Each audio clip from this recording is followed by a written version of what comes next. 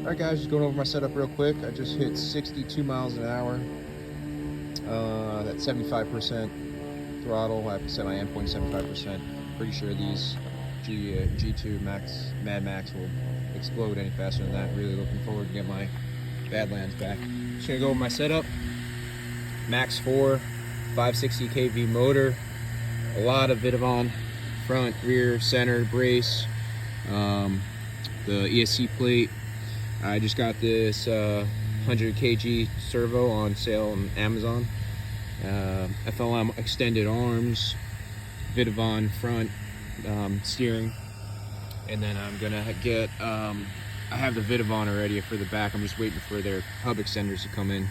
I had the FID racing, and you didn't need hub extenders to run Badlands, but with these Vitavon, you go back to the stock length hub, and you need hub extenders. So I'm waiting for the 15 mil hub extenders to come in so I can put my Badlands back on and really test this thing out. And the batteries I'm running are giant SMC 9500 6S.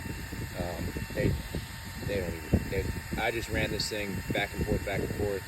They don't even care. My 4S setup with the XLX2 1100, the batteries were getting up probably 130, 140 degrees after some hard bashing sessions. And I expect that this setup will stay cool. I won't need fans on the motor, and I'll have plenty of power. Yes, there's weight, I agree, but I think this truck just can handle it. It stays planted with those Badlands. It stays planted and it drives like an ATV. You know, I have a Creighton 8S, an X-Max. I got the Team Corrali on the way, some other 6S trucks, and you know, they all have different driving styles, and this one is just an absolute rocket ship. So that's my setup, guys. Also futaba. Got to run the futaba receivers. So do this quick. That's there. That's the stance. What do you mean?